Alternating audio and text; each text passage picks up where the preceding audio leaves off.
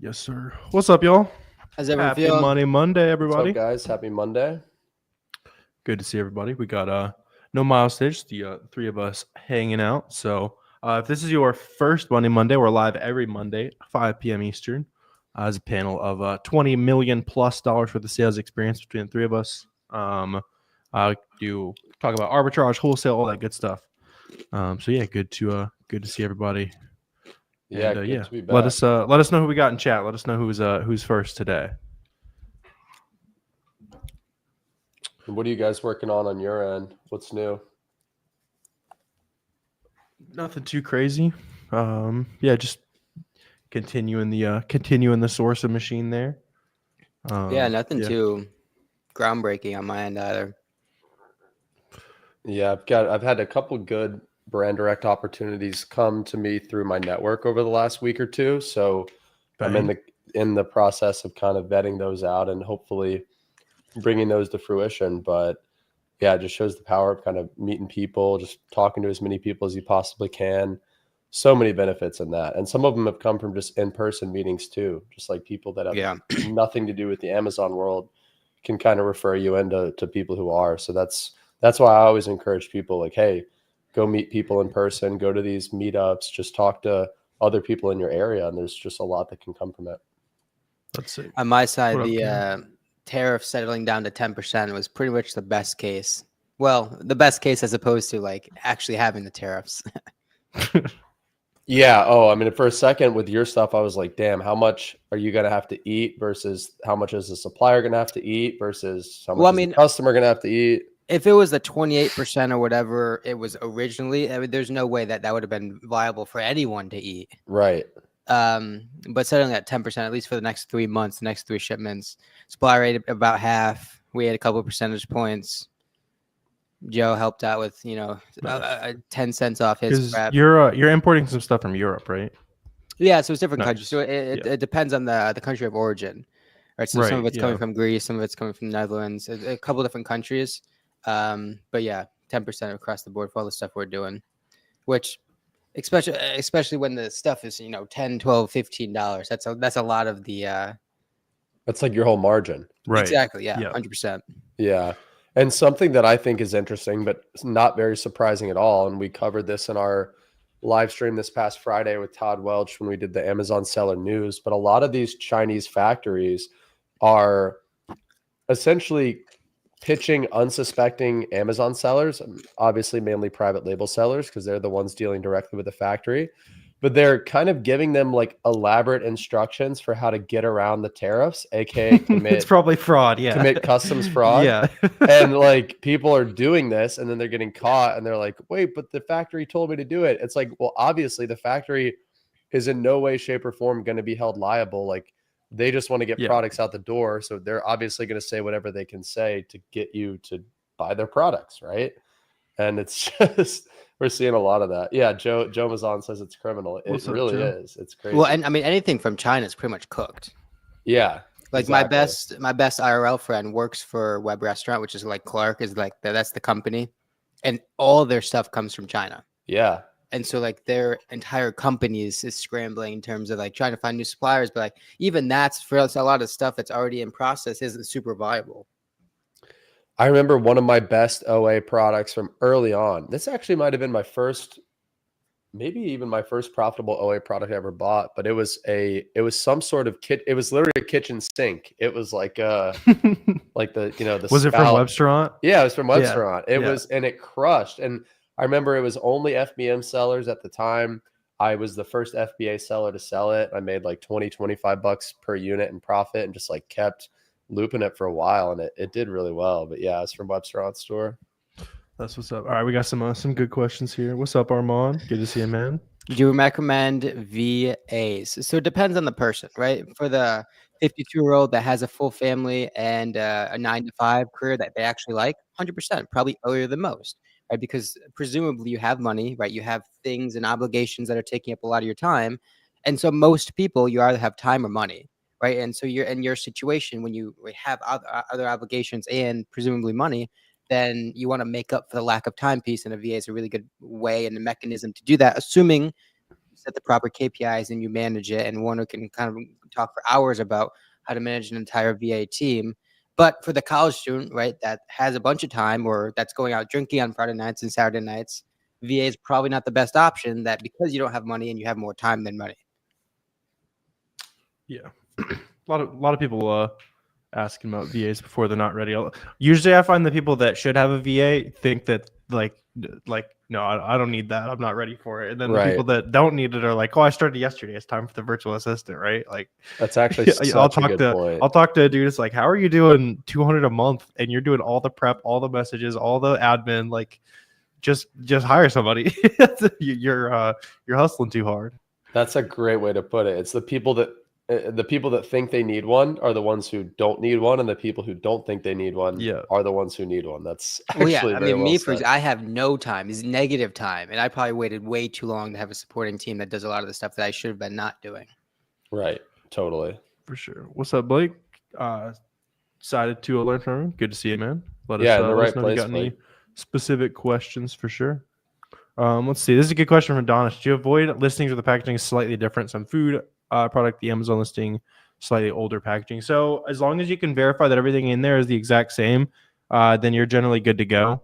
So like you're talking about food, it's usually really easy to verify like the grams of everything will be the same. The ingredients are listed in the same order, that kind of thing. A lot of times the UPC will be the same too if it's just like a new packaging update basically. Whenever you're buying something, if you're not sure, is a customer going to be happy buying whatever they're buying from the listing? If yes, then you can pretty much do it as a general rule. Yeah, I mean, it's definitely subjective. Like, for example, beauty, I wouldn't mess with in terms of different packaging because it's already more IP complaint heavy, more authenticity complaint heavy. So something like that, you're likely asking for more headaches than it's worth. But as a consumer, like Warner was saying, just kind of put yourself in their shoes. If you receive it, how would you kind of conceptualize that experience? Groceries probably an easy way to reason through, just as much as like tools and sports equipment and like clothing and stuff. That's probably pretty easy to reason through as well. Yep. What's up, Nick? Yeah, there's just a setting on Seller Central. You just gotta enable it. There's a Boxum article you can look at too, man. Just look up how to use GD Barcodes. Boxum on Google will take you there. If I have a startup budget of less than $100, what category should I be looking to sell that's ungated being a new seller? So if you have less than $100 to start, I would not start selling on Amazon. I would either something good to do that would help build up the skill set in the process is if you really only have $100, go to either yard sales and or thrift stores and find stuff that's super cheap and then flip that stuff on eBay to start snowballing your cash, right? Time to treasure hunt. That stuff's fun. Yeah, and it's fun, dude. It's so much like I would do it today just for fun. And I can't tell you guys how many. I think one of my best yard sale flips was I bought $13, like an old box of video games for $13. It was a Dreamcast and some PS1 games, and the owner thought that the Dreamcast didn't work. And these were like hard to find like RPG titles for the PS1. And everything in that box sold for like $320, right? So that's really the only place you can get an ROI like that is thrift stores and yard sales. So I would start there, flip your money into about $500. And then once you have about 500 to work with, then I would start getting into retail and online arbitrage. I would also look into the Amazon influencer program, right? $0 to get into. Yeah. You likely live with and around hundreds, if not over thousands of products that all can be videoed, all can be reviewed, and you get a small commission when people watch your video and buy that product based on the Amazon sales value. So that's another option. Also, getting engraved with the community, getting engraved with the data, the information, the different products available, all those sorts of things. You get exposed to the Amazon realm while having zero buy cost and the potential to make some good money. Yep, time to trade time for money until you can afford to buy a lot of your time back with inventory, basically. Let's see. Josephine said you got 2 IP complaints in the last 2 days. Bought some products from Walmart, apparently counterfeit. Yeah. So how about is this fee for your account? So yeah, the main thing is if you're buying from Walmart, make sure it's sold by Walmart. I'm not sure if you checked that, but you're gonna make sure it's not sold from a third-party seller so that it is easily verifiable. Amazon knows that Walmart doesn't sell counterfeit stuff, so those will work for your documents. And then the big thing is check like the seller counts of the items you're buying. Make sure the brand's not on it. Make sure there's like a good history of there being like lots of third-party sellers on it, basically. And then if you see that banner that says like at risk of deactivation, a lot of times that looks a lot scarier than it is. Like I know like a few weeks ago, like we shipped an order late and we got the banner on our account. Like you're not getting banned just because there's the banner there, but it's basically just like, do what you can to appeal whatever you're going through, more or less. Yeah, Armand said I hired a VA after 2 million in revenue. So that's somebody that Armand, you probably should have even hired him a little earlier, right? But at least you realize it. But also, like, what a lot of people get twisted is like a VA is not an excuse to work less, right? A VA is not like you have to put the work into the VA, right, to make sure that is compounded in 5x the outcome. You'll work a lot more in the short term because you're still doing what you were doing, and you're also training your team member, right? And like if you have a VA or any sort of assistant and you're not having weekly team meetings with them in person, face to face, to build the trust, build the rapport, build the relationship, and provide feedback, you're doing it wrong, right? I've heard of a bunch of people that have all these VAs. They've never even seen them like not in person, but like on a video call, right? You have a chance to build the trust, right? Get to know them, ask about what they like to do, what they're interested in, right? Because those are the sorts of things that will A, make your experience, your employment harder to leave to someone else. And B, once you build that relationship, they're going to want to work that much harder for you. Yeah. Last thing I'll say about VAs is that I think a lot of people think that VAs are just like the easy button and they think they're set and then forget 100%, it. yeah. They think, oh, I'll hire a VA to do all the work And that then I it's don't want to completely do. hands-off. Yeah. But in reality, even a good VA, you're going to have to spend 20 to 50 hours or more training them and supporting them on an ongoing basis. Like my VAs have been with me, one for over 2 years, one for over 5 years. And I still meet with them on a weekly basis to go over what are they working on? What products have they found? What leads are we buying? Right. So there's still that ongoing maintenance. And that was after, no exaggeration, probably 1,000 to 2,000 hours of training over the last 5 years to get them to where I only have to meet with them once a week. So you have to invest time and effort into training them on the front end and then ongoing, like staying on top of them on an ongoing basis to make sure they continue to do their job. Yep. No, don't use fake invoices, man. I don't think we'd even need to address that. Use legit docs. You can get them very easily from Walmart, Target, Walgreens, wherever you're buying from. If I don't have capital up front, is retail arbitrage a viable option in the UK? Would it still be possible for me to win the buy box? So if you don't have, when you say you don't have capital, what do you mean? Does that mean you don't have $1,000 or does it mean you don't have $100? Because if you don't have $100 or if you only have $100, then you're going to want to do what we were telling to, I think, Tolawani earlier, which is go to the equivalent of a thrift store of a yard sale over there in the UK and just flip stuff on eBay. But if you've got a little bit of capital, then yeah, retail arbitrage is definitely viable and you will still win the buy box as a new seller as long as you have a professional selling account. Yeah. Just keep in mind that the way you source the product doesn't have anything to do with the buy box. I think you might have a little bit of a misconception there. Yeah, that's a good point. Yeah, as long as you are usually FBA eligible, you'll win the buy box. That's you don't really have enough to think about doing Amazon right now. I would hit the what they call them, like I think they're charity shops over there, I think is what they're called. So hit that kind of stuff. We gotta trade your time. Glorify like $1,000 here, guys. Let's see. Jobs and saving. For invoices from Walmart, should you use email confirmation or order confirmation from Walmart's website? They don't provide PDF files. So you guys could probably speak to this better than I could. I mean, the email you get is an invoice. Don't get too hung up on like the specific wording of what they call things. So you just, print out the email they send. You can also go to like the orders tab of your account. Usually it has like your address and all that kind of stuff nicely listed out depending on the source and all that good stuff.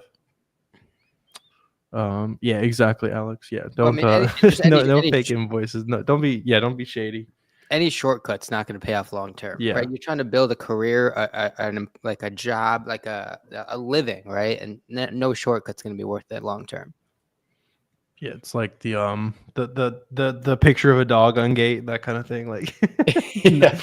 I wonder Use if the that word. triggered a lot of the we want to see your documents again, that kind of behavior. I know that's been going around. Which, by the way, if you guys got any of those emails where they want to see your invoices for the brands you already ungated to sell, then you're good.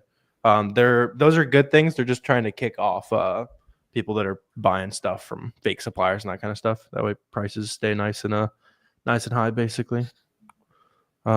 Yeah, George, Seller Amp is more features at half the price, so it's kind of a no-brainer there for sure, Alex.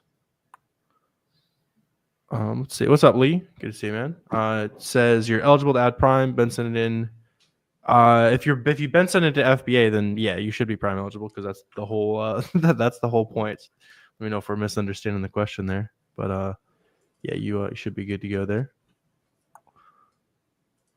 Let's see. Andres is asking about winning the buy box. So I mean, as far as like knowing you're winning the buy box, you'll just show up, like it'll say add to cart and your store name will be there. You can also check the little pie chart on Seller Amp. It's mostly price and shipping fee, but there's some other like smaller factors that can go into. Like Corey, I know I'm sure you've seen this a lot doing like wholesale. Whenever you buy a whole bunch of something, you'll win more buy box than like that small seller you're competing with. 100%. Yeah, a good example of that. I mean, there's a product that we actually buy from Garrett, and when it first checked into FBA, we had 2,500 or 3,000 units at FBA, and so when we had 2,500 units in stock, we're selling 110, 150, sometimes 200 units a day because our inventory is really spread out all across the country. It's a different fulfillment center, so it can get to most customers in one day, regardless of where they're ordering from. And today, I think this week we had like 100 or 200 units left in stock. And when we only had 200 units in stock, we were only selling 30 units a day or 40 units a day because we just have less inventory dispersed throughout the country, right? So a big portion of how much buy box you get, and don't take too much stock in this because it's not really anything you can control, but a big portion of what determines how much buy box you get is where in the inventory where in the country your inventory is being stored. And just how long you've been on certain listings, right? You probably see a bunch where if you kind of click through the different time increments in the buy box rotation, right, you'll see a seller at 2% for 365, then you go to 180, then there's 7%, right? And then 90, they're 20. And then 30 days, they're 40%, right? You can incrementally see sellers gain more equity in that buy box as they've just built trust with Amazon inside a particular market. Show that they're staying in stock, show that they're priced competitively, showing that Amazon can rely on you for part of the market share of a particular product. It goes a long way with buy box ownership. For sure. So yeah, hopefully you got this understood a little bit, Jojo. If you made some money last year, tax day was like a week or so ago. But you want to talk to a CPA if you need some help, like actually getting things together. There's also if you just look up like Amazon seller taxes, there'll be a good interview I did with our friend Chris Potter, who actually knows what he's talking about and that kind of stuff. So it kind of walks you through like the process of what taxes you got to pay as a seller. Basically, you just want to start setting aside some money, and then you'll have to do it yourself or work with a CPA. Donna says, does eBay have something like IP complaints and legal issues? Is it easier to start there? Do we need to get ungated on eBay? So you don't need to get ungated on eBay. You can sell anything on eBay as a new seller, as far as I know. But I mean, there are legal issues there just as there are on Amazon. If a brand doesn't want your product being sold on eBay, or if they think that you're selling a fraudulent product, then there are avenues that brand can take to kind of get you or get your listing shut down and prevent you from selling that. But there's way less headaches in terms of selling on eBay when it comes to like account health than there is on Amazon, just because the volume on eBay is so much smaller. So if a brand is dealing with a bunch of issues, they're going to try to focus their energies on Amazon because most of their product is getting sold on Amazon, not eBay. But yeah, in general, if you're a newer seller, it's going to be easier to sell on eBay, but there's also much less volume there. So I mean, I still think Amazon is superior when it comes to online marketplaces. eBay is best, in my opinion. Just like slinging collectible stuff. Well, somebody said, returns. who was the quote? It's like eBay is the best place to sell if you're going to sell 100 things one time, and Amazon is the best place to sell one thing 100 times. Yeah. Right. So yeah, eBay is better for like one-off collectible or used products. eBay is great for used. Do both or put all sure. eggs on Amazon?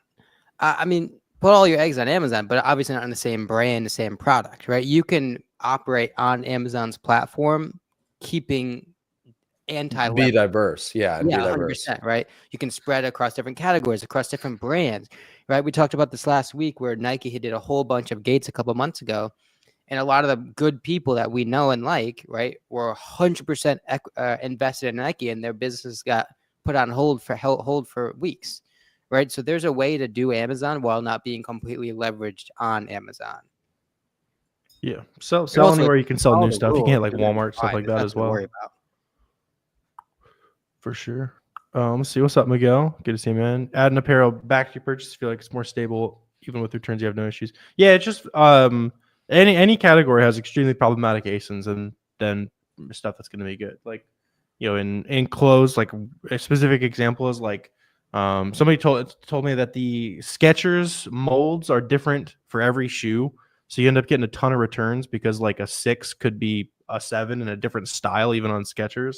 And it makes total sense. I started seeing a ton of returns in Skechers, so like we just completely stopped sourcing it. Then you also look at white T-shirts. People know that they're a large and it's a white T-shirt. They're gonna keep that. Like That's true. it's like the basic stuff. So yeah, it's just about like sticking to the stuff that's less problematic. Well, Same also, thing goes with Amazon electronics. out with some of that stuff with giving us that return indicator, right? Yeah. It's not going to be perfect by any means, but a lot of times some of the higher returned products have that corresponding indicator, and so you can kind of pick your battles with that, right? Maybe you want to buy into something that has that high return indicator that's getting 50% margin, but something that's 8% margin that has that same high return indicator, probably not worth the time. And so you could use that as part of the equation to your kind of product qualifying decisions. And Miguel was rocking the seller Yeah, head that shirt in his company profile merch. picture there too. Dripped out on the. I think he's probably Miami Sellers, if I had to guess. That's what I would think too. Let's see. Yeah, with groceries, how far should your expiration date be? So it's shelf life of the product plus 90 days for grocery. So, I think, does it get auto removed at 90 days or is it 60 when it's that many days out? It's technically 60, I believe. Okay, I thought it was 60, and I think it has to be 90 to ship it in. Yeah, it has to be at I least think, 90 to ship it in. Yeah, And beauty's what, like 180 or something? No, I think it's 6 months, isn't it? I think it's usually the serving size plus buffer. Plus so I a think certain with edible products, I think it's serving size plus 90 days, and then beauty, I don't know if it's I think it's that a little exact longer. same There's a formula. table somewhere you guys can look up if Yeah. you're really in the weeds on that. Yeah, what's up, Miguel? What percentage of capital are you comfortable putting into an ASIN or brand? About 75% of your sales were under one brand, and then a bunch of it went restricted. Yeah, so I mean, it sounds like you obviously learned the hard way a little bit, like kind of being 75 too. is heavy. Yeah, that's pretty heavy on one particular thing. Definitely been there before, but if you're starting to see those numbers, then in my mind, it's just restock the stuff that you're way too deep on. Don't source anything new and spend all that extra capital kind of diversifying a little bit.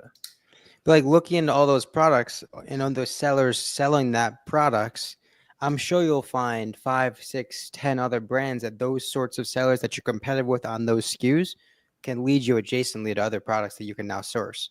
So use that as a launching point to continue to build your business wide and not necessarily deep on those same SKUs. But 70% is very aggressive on one brand. Granted, like Warren said, we've all been there, but not something long-term ideal. For sure. What's up, Adrian? Good to see you, man. Good vibes. Yeah, let us know what other questions you guys got here. How many times is it too many to there's no limit, Gabby. I've had to submit like 50 plus times sometimes. Usually it's like 5 to 10, 5 or 6, somewhere around there, but have you found distributors claiming to be an authorized dealer that aren't? Yeah, I mean, the easy solution to that would be just call the brand and give them that company's name. Ask them if they're authorized to be distributing and selling their products, and oftentimes they're not. Yeah, and so this does happen, and so this actually happened recently. One of our community members approached me, and he said, "Hey, I wanted to let you know there was a brand that I was about to, or a distributor I was about to order from." And he was like, "I did everything you say. I asked them if they were authorized. They said that they were. They claimed that they were, but luckily the guy in the community, he called the brand to confirm, and the brand was like, we've never heard of this distributor. Interesting. In fact, the brand, even their products are enrolled in transparency, and the distributor claimed that their inventory had the transparency codes on them. So the brand actually thanked my student for reaching out to them and letting them know. It's like, well, hey, if this distributor that we don't know or that's not authorized got a hold of transparency enabled units, like we need to know where they came from. So they were really happy with him for kind of putting that to their attention. And he tried to use that as a foot in the door to buy directly from the brand. And this is a massive brand. So they told him no, but they were like, you know, we're not ruling it out because of this value that you added to us down the road. Right. So just, yeah, always ask the brand if you're in doubt. They'll probably turn into some money later on. Just from why is Miles a hater? Miles is trying to he skips to out get on the Corey stream banned from and then downtown. he joins as a participant. As a general rule, though, when you're buying from distributors, your distributor invoice should be one tier away from the brand, right? And your distributor should theoretically be comfortable with providing that documentation if needed, right? So it goes, ideally, you're buying from the brand. If not, there's a distribution company that you're now buying from that would link, if needed, directly back to the brand. And that's how you're going to be most protected in regards to Amazon searches. And how you set that up is fairly simple. With your outreach, reach out to the brand, try and get that account.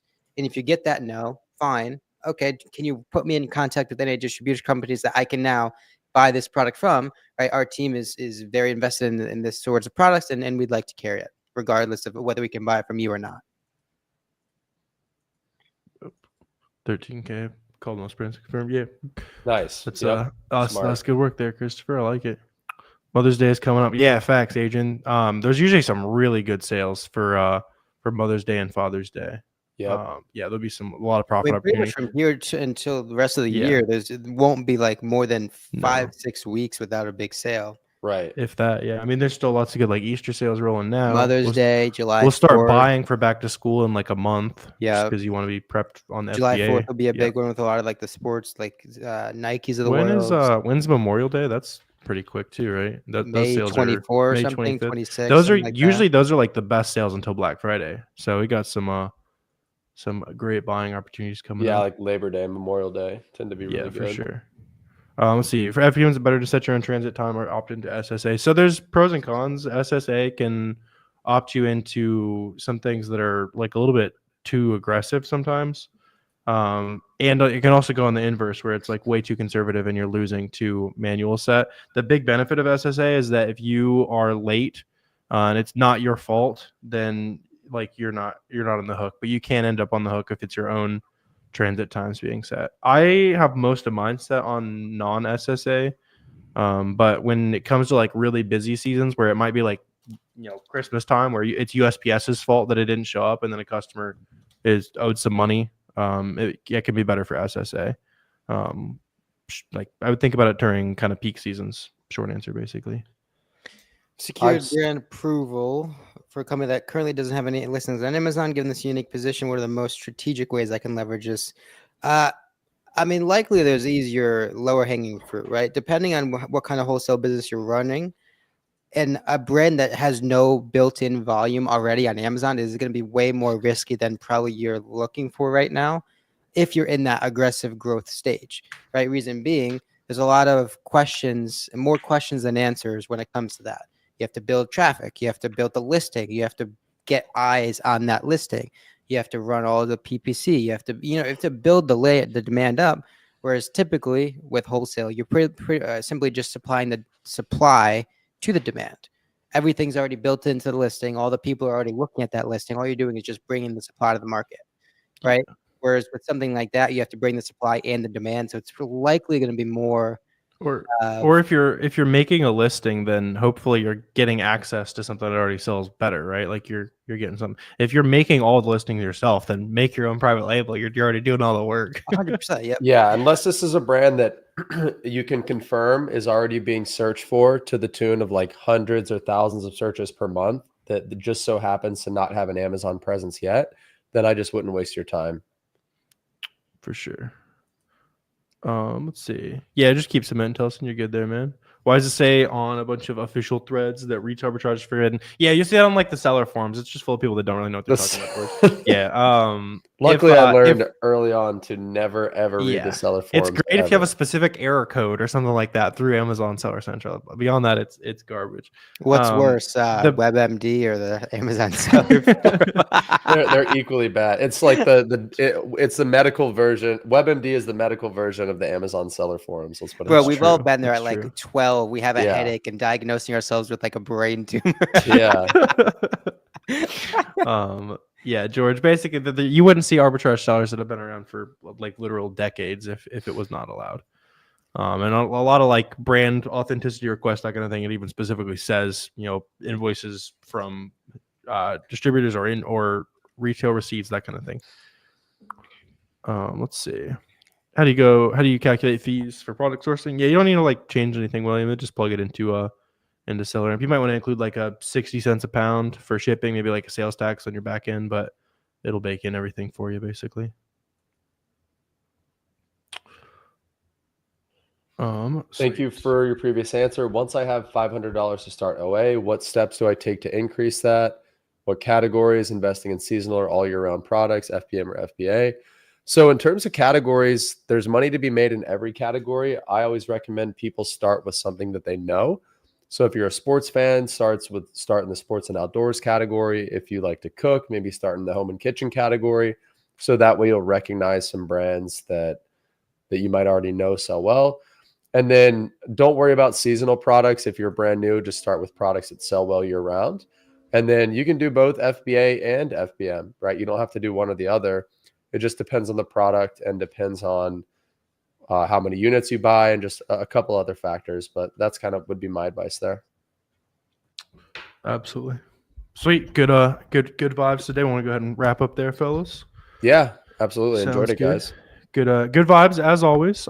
Make sure you guys subscribe to all these guys all over the place. Garrett, Corey, all our social media handles right here. And then if you want to make sure when we're live, like I'm live at least 3 times a week. These guys are live a lot as well. You can just subscribe and like hit the bell. Sounds cheesy, but you'll get to know when we're live. You can hop on, ask us some more questions, that kind of stuff. And yeah, let's source some profit this week, fellas. Yep. Enjoyed it, guys. I'll catch you guys. Be back next Monday.